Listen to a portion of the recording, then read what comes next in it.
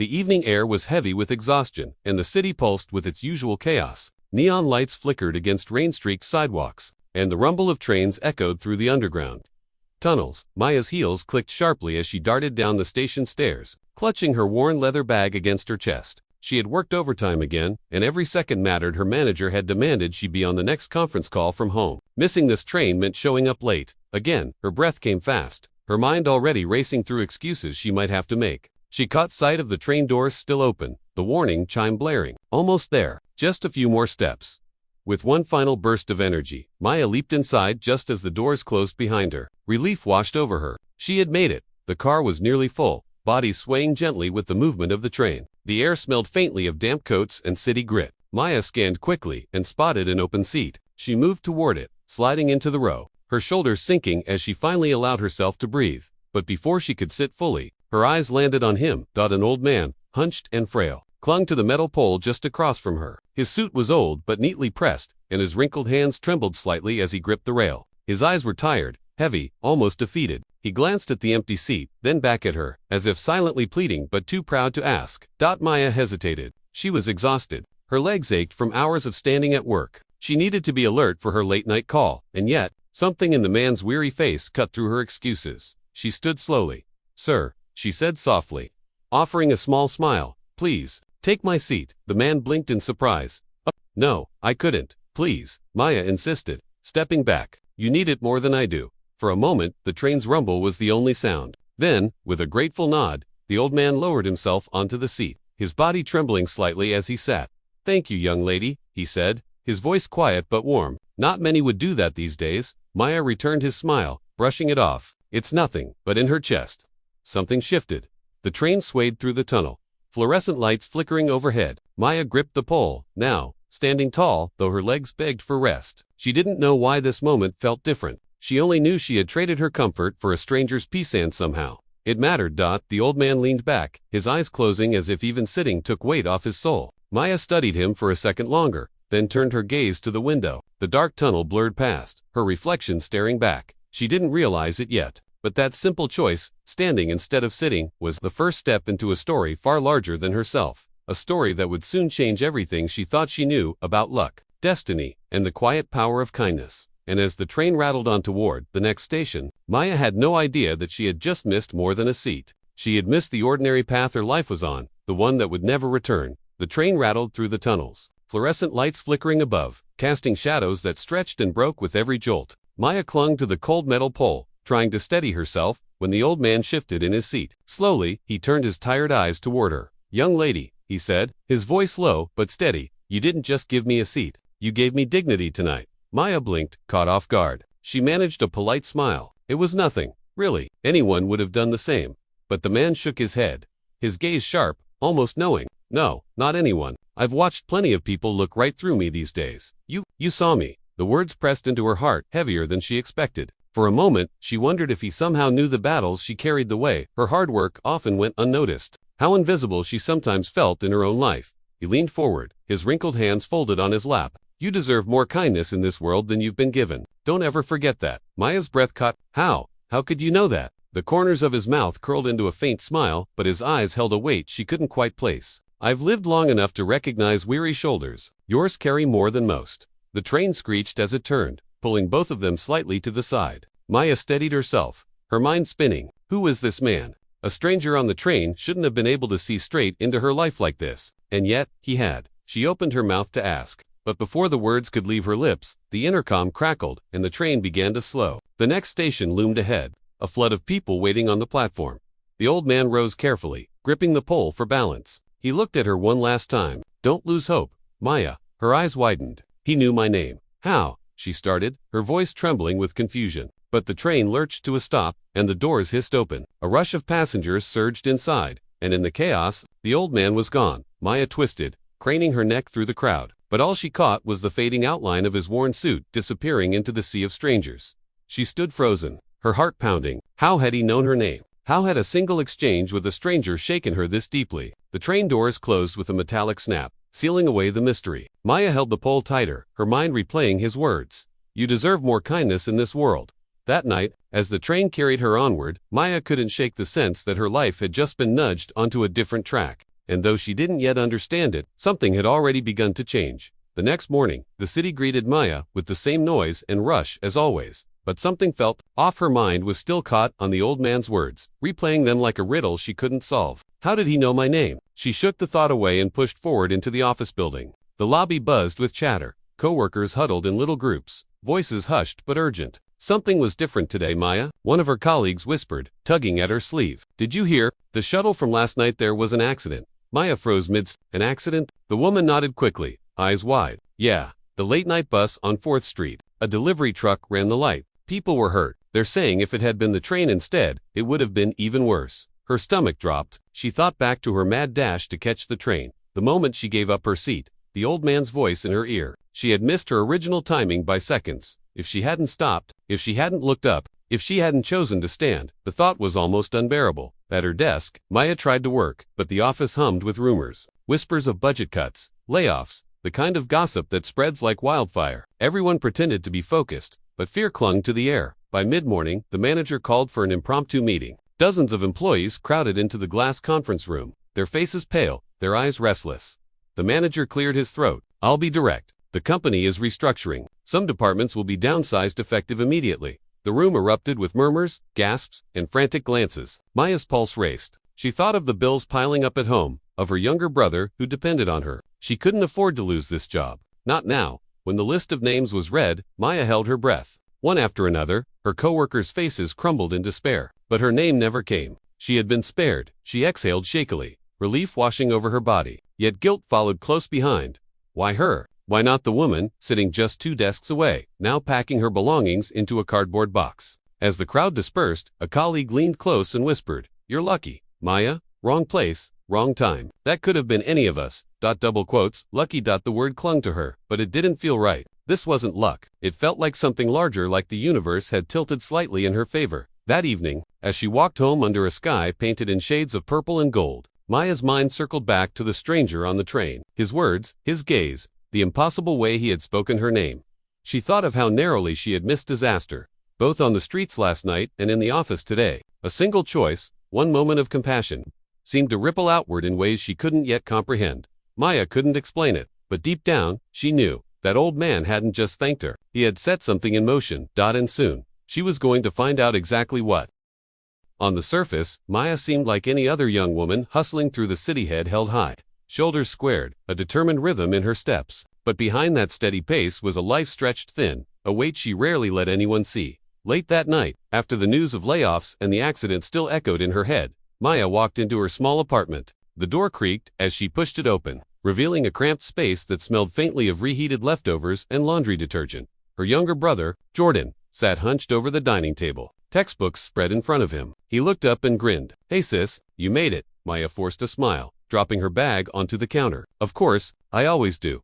But as she slipped into the kitchen, her eyes lingered on the stack of unpaid bills tucked beneath the fruit bowl. The electric notice, the overdue rent reminder, the tuition fees. She opened the fridge and sighed. Half a carton of milk, a few eggs, and last night's pasta. Not much else. Hungry. She called to Jordan, trying to mask the heaviness in her voice. "Starving," he said, though his smile remained bright. Maya divided the pasta into 2 bowls, giving him the larger portion. As they ate, Jordan spoke excitedly about his upcoming exams, about his dream of getting into college on a scholarship. She nodded, encouraging him, but her mind wandered. Every dollar she earned went toward keeping him afloat. She was determined he would have the opportunities she never had. The next morning, Maya's reality hit her again at work. She sat in the crowded conference room, listening as her manager praised a colleague for a project she had quietly carried. Her ideas, her late nights, her sacrifices credited to someone else. "Excellent job, Thomas," the manager said, clapping a hand on his shoulder. Maya clenched her pen until her knuckles whitened. She wanted to speak up, but the fear of losing her job kept her silent. Recognition slipped past her again, and she swallowed the bitterness. At lunch, she sat alone at her desk, scrolling through her phone. Her bank app showed a balance so low it made her chest tighten. She closed it quickly, hiding the screen when a coworker passed by. It was in moments like these, between the bills, the exhaustion, and the invisibility, that she wondered if her small act of kindness on the train even mattered. What difference did it make to give up a seat when the world around her seemed intent on breaking her down? And yet, something inside her had shifted. The memory of the old man's eyes, his words, "You deserve more kindness in this world than you've been given," kept resurfacing. They echoed in her mind during long nights. When fatigue threatened to drown her. It was as if that one choice on the train had planted a seed. A fragile, unshakable belief that maybe her life could change. That maybe she wasn't meant to carry the weight alone forever. That evening, as she helped Jordan with his homework, she caught herself smiling not because the bills had disappeared, or because work had suddenly become fair, but because she realized something. Her kindness had already set things in motion. She didn't know how. She didn't know when, but deep down, she believed that giving up that seat had been more than just a small gesture. It had been the start of something she couldn't yet see, and soon, the world was going to show her exactly what that meant. Some meetings feel like chance. Others feel like fate. 3 days had passed since Maya last thought of the mysterious old man. Work, bills, and the constant rhythm of responsibility had pushed his memory into the background. Yet deep down, she carried the weight of his words like an unanswered question. That Saturday morning, Maya stopped by a small cafe tucked between two bookstores. It was the kind of place she rarely visited, too indulgent when every dollar mattered, but she wanted a quiet moment. Away from the noise of her apartment, the smell of fresh coffee and baked bread wrapped around her as she stepped inside. Soft jazz played from an old speaker, and the warmth of sunlight filtered through tall windows. She ordered the cheapest drink on the menu and settled near the corner, flipping open her notebook to make sense of her week. Then, a familiar voice drifted across the room. "Funny seeing you here." Maya looked up, her heart skipping. Standing by the counter, cane in hand, was the same man from the train. His posture was a little straighter now, his eyes bright with recognition. "It's you," Maya whispered, stunned. Toddy chuckled softly. "Of course, it's me. I don't forget faces, especially, not the ones that show kindness." Before she could reply, he walked over with surprising steadiness and gestured to the empty chair at her table. "May I?" She nodded, still caught in disbelief. As he settled into the chair, he extended a weathered hand. "The name's Lawson, Richard Lawson, but most people just call me Mr. Lawson." Maya shook his hand, her grip firm despite the tremor in her chest. "Maya, though, it seems you already knew that." Mr. Lawson smiled knowingly, but his eyes held no explanation. "Names have a way of finding me. Besides, Maya suits you. It means illusion in some languages, but I see nothing false in you. Just honesty." Maya blinked, unsure how to respond. "You really are full of surprises." He leaned back, studying her with an intensity that was not unkind, but piercing. "And you're full of potential, more than you realize." She laughed awkwardly, shaking her head. "Potential doesn't pay the rent, Mr. Lawson. My life isn't exactly." She paused, searching for the right word. "Promising." He tilted his head, his tone calm. "That's where you're wrong. Life isn't about what you have today. It's about who you're becoming tomorrow." Maya stared at him, a chill running down her spine. How could a stranger see through her so easily? "Why me?" she asked quietly. "Why are you so interested in my life?" Mr. Lawson's smile softened. "Because once, someone believed in me, when I had nothing. I wouldn't be here without that kindness. And when I saw you on that train, giving up what little comfort you had for someone else, I recognized the same spirit. That's not something I can ignore." The cafe around them blurred into background noise. For a moment, it felt as if the world had paused, leaving only the two of them in conversation. Maya leaned forward, her voice almost a whisper. "So, what are you saying?" He didn't answer right away. Instead, he sipped his coffee, eyes locked on hers with quiet certainty. "I'm saying, Maya, that sometimes the smallest choices lead us to the biggest doors. And you, my dear, have just stepped through one." Her pulse quickened, though she didn't yet know why. The sunlight shifted across the table, casting long shadows between them. Maya sensed that whatever Mr. Lawson meant, this was only the beginning.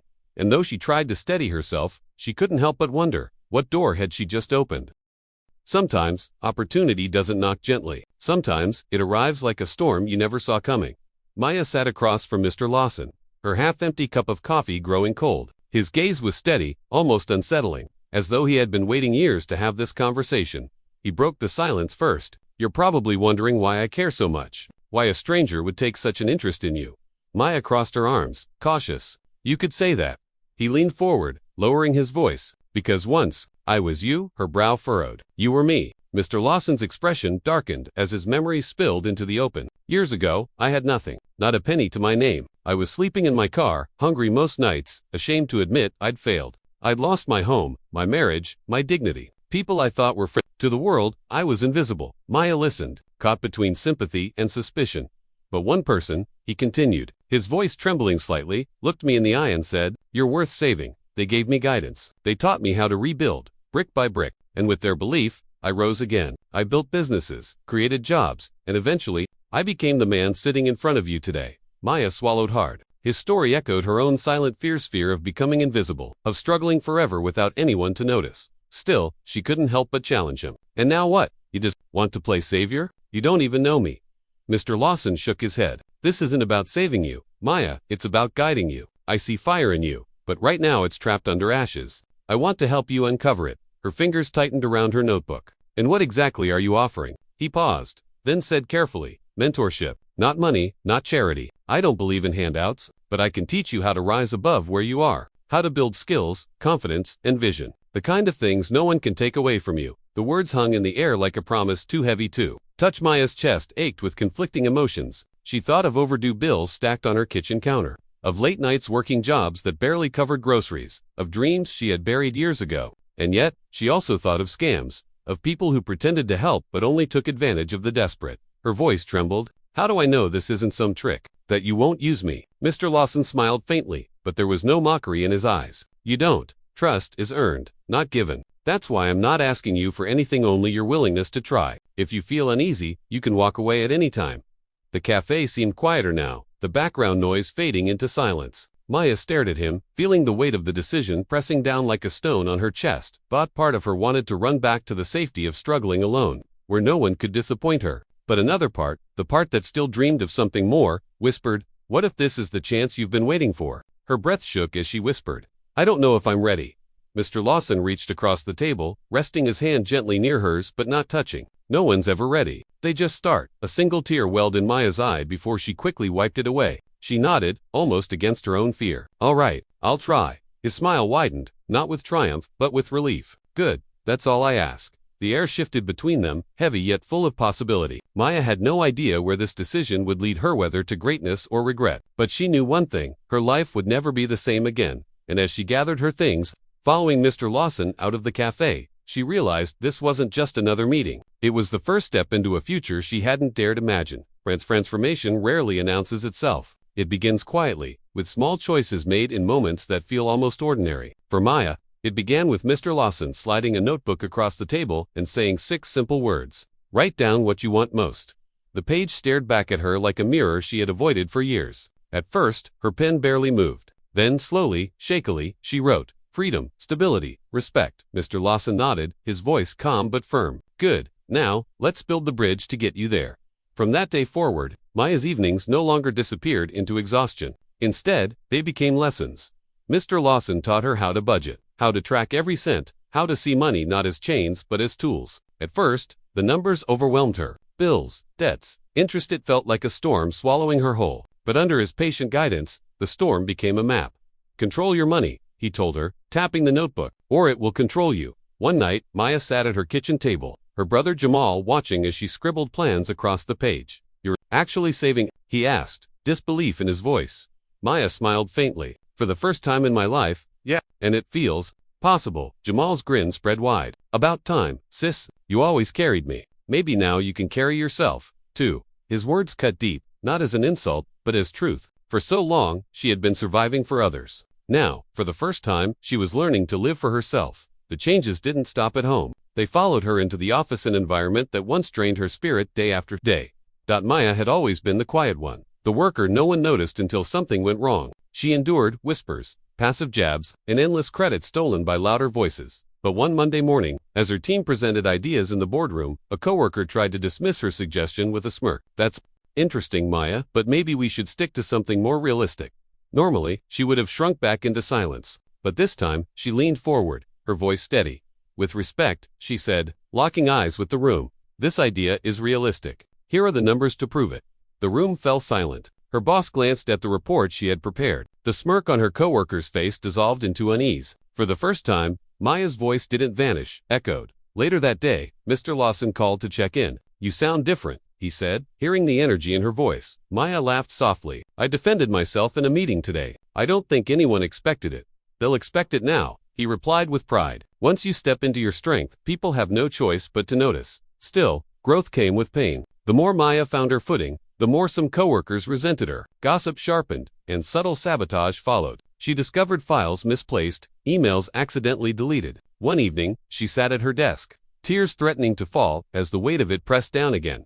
But then she remembered Mr. Lawson's words. Don't let the world decide your worth. She stood up, walked to her supervisor's office, and for the first time in years, she spoke with courage. I need to report what's been happening. she said firmly. This office deserves professionalism. And so do I. Her supervisor's eyebrows rose in surprise. Maya braced for dismissal, for doubt, but instead, he nodded. You're right. Document everything. We'll address it. Walking back to her desk, her hands trembled not from fear, but from the adrenaline of finally refusing to be invisible. Weeks passed, and the ripple effect of her choices spread further. Maya found herself reading books she once ignored, asking questions in spaces she once avoided, and even mentoring Jamal with the same lessons Mr. Lawson had given her. One evening, Jamal leaned back in his chair and said, "You've changed, sis. It's like you finally believe in yourself." Maya paused, thinking of that train seat she had given up, of the man she had nearly dismissed as just another stranger. She smiled softly. Maybe I just needed someone to remind me I was worth believing in. But beneath her progress, a quiet fire burned. Maya realized something profound. Her act of kindness on that train wasn't just about giving up a seat. It had set a chain of events in motion, events that pulled her from the shadows of her own life. The old version of herself, weary and silent, had begun to crumble. In her place, a woman of strength and vision was rising. Yet as much as she had grown, Maya sensed this was only the beginning. Mr. Lawson had guided her out of the ashes, but now he was preparing her for something bigger, something she could not yet see. And as she closed her notebook one evening, her last words before sleep carried both fear and excitement. Tomorrow, I rise higher. Success is never a straight climb. Just when Maya thought she was finally finding her footing, life reminded her that every rise comes with resistance. It began on a Monday morning, ordinary at first glance. The hum of printers, the shuffle of papers, the stale smell of burnt coffee drifting through the office air. Maya walked in with quiet confidence, clutching a folder of her latest work. It had taken weeks of late nights and careful planning, and today, she was scheduled to present it to upper management. But when she opened the folder, her heart stopped. The charts were wrong, numbers scrambled, entire sections missing. She flipped frantically through the pages. This wasn't what she had prepared. Her mind raced. How could this happen? And then, like a shadow creeping into her thoughts, one name surfaced. Denise. Denise had always seen Maya as competition. She smiled to her face but whispered behind her back. Maya had caught the glances, the cold comments disguised as jokes. Now, the evidence lay in her trembling hands. Someone had tampered with her work. Later that day, Denise cornered her near the break, her tone dripping with fake sympathy. Tough break about the report. Maya, maybe you should double-check your files next time. Wouldn't want the higher-ups to think you're careless. Maya clenched her fists, heat rising to her cheeks. For a moment, the old version of herself, the silent, invisible one, threatened to return. But then Mr. Lawson's voice echoed in her memory. Don't let the world decide your worth. She forced a steady breath. Thanks for the advice, Denise, she replied calmly, though her voice carried steel. But I know what I submitted, and I'll make sure the truth comes out. Denise's smile faltered, just for a second, before she walked away. That night, Maya sat at her kitchen table, exhaustion pressing against her shoulders. Jamal noticed the look on her face. You okay, sis? He asked gently. She shook her head, tears burning her eyes. Every time I take a step forward, someone tries to push me back. I don't know if I'm strong enough for this. Jamal leaned forward, his voice soft but firm. Strong enough? Maya, you carried me when Mom and Dad couldn't. You sacrificed everything just so I could have a chance. You've been strong all along. You just don't see it. His words pierced through her doubt, settling in her chest like an anchor. The next morning, Maya walked into the office with a new plan. She spent her lunch break digging through old emails, saving timestamps, pulling backup copies from the company's server. Each discovery made her pulse quicken. The evidence was there, proof that what she had submitted was clean, and someone had altered it afterward. By the end of the week, she marched into her supervisor's office. I need to show you something, she said, laying out the files one by one. Her supervisor's brow furrowed as he scanned the documents. This isn't a mistake, is it? Someone tampered with your work. Maya's voice wavered but didn't break. Yes, and I think I know who. The silence that followed was heavy, almost suffocating. Then he nodded slowly. Leave this with me. We'll investigate. The waiting was the hardest part. Every glance from Denise felt sharper, every whisper in the office heavier. Doubt clawed at Maya again. What if no one believes me? What if this backfires? But then she remembered something Mr. Lawson had told her over coffee weeks earlier. Growth isn't about avoiding storms, Maya. It's about learning to stand in the rain without losing yourself. So she stood. She worked. She refused to shrink. 2 weeks later, the announcement came. The investigation confirmed her suspicion. Denise had sabotaged her work. The company issued a formal apology, and Denise was quietly reassigned. Maya sat at her desk, stunned. The office buzzed with whispers, but this time, they weren't about her failures. They were about her strength. Her supervisor stopped by, offering a rare smile. Good job standing up for yourself, Maya. Not everyone would have had the courage. For the first time in years, she felt seen, not just as another employee, but as someone who mattered. That night, as she left the office, her phone buzzed. It was Mr. Lawson. "Well?" he asked, his voice warm with anticipation. Maya smiled, tears threatening to fall. "I didn't let them break me. I fought back." "Good," he said softly, "because the world will keep testing you, Maya. But now, you know you can rise every time." She hung up the phone, staring at the city lights around her. Doubt had tried to pull her under. Fear had whispered in her ear, but she had stood her ground. The trials had tested her, and she had not just survived. She had grown stronger. Yet even as the night wrapped around her like a quiet embrace, Maya sensed more challenges ahead. Trials had shaped her, but the true test of her purpose was still to come, and with a deep breath, she whispered to herself, "I'm ready for whatever comes next." Sometimes, one moment decides everything, whether you stay in the shadows or finally step into the light. The boardroom was colder than usual that morning. Maya sat near the end of the long polished table, her laptop open, palms slick with nerves. Weeks of research, planning, and sleepless nights had led to this presentation. She wasn't just sharing a project, she was sharing her vision, one she believed could reshape the company's future. Her coworkers murmured among themselves, the hum of conversation dying down as the manager, Mr. Grayson, walked in. Tall, sharp suit, practiced smile. He was the kind of man who thrived on control. "Let's get started," he said, sliding into the chair at the head of the table. His voice carried authority. But Maya noticed how his eyes lingered on her slides before she even spoke. She swallowed hard, stood, and began. "Good morning. What I'm about to share isn't just an idea. It's a way to save the company time, resources, and strengthen our relationship with clients. If implemented, this system could cut costs by 20% within the first year." Heads turned. The room grew still. For the first time, people were listening, not just hearing her, but truly listening. She clicked through her slides, explaining step by step how the new model would work. Her voice grew steadier with each word, her confidence blooming. She saw sparks of surprise in her coworkers' faces, even admiration.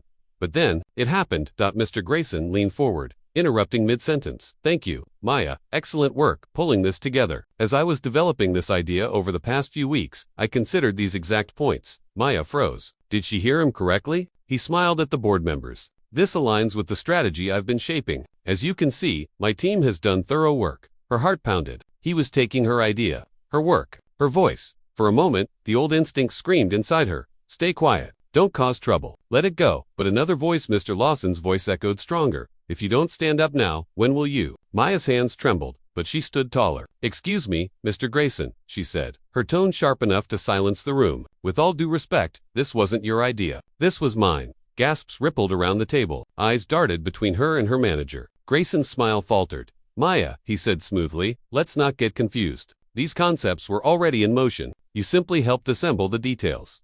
Her breath caught, but she refused to waver. "No, I designed this system. I collected the data. I built the projections. I wrote every single word in this presentation. And I have the drafts, the emails, and the timestamps to prove it."